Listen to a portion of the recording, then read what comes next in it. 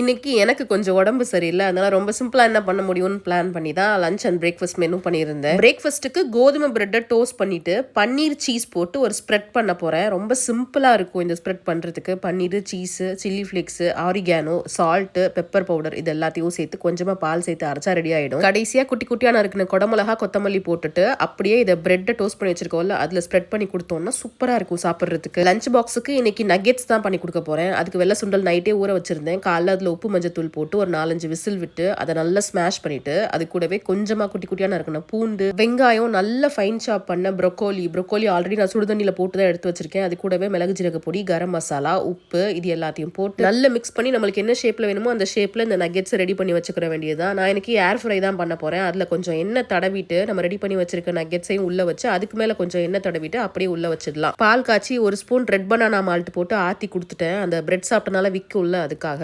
இப்போ nuggets ready ஆயிடுச்சு. இது கூட கொஞ்சம் சாஸ், அவிச்ச முட்டை வச்சு பேக் பண்ணியாச்சு. சின்னவர் அந்த பர்த்டே கிஃப்ட்ஸ் எல்லாம் அன்பாக்ஸ் பண்ணிட்டு இருக்காரு. என்னன்னு நாளைக்கு காட்டுறேன்.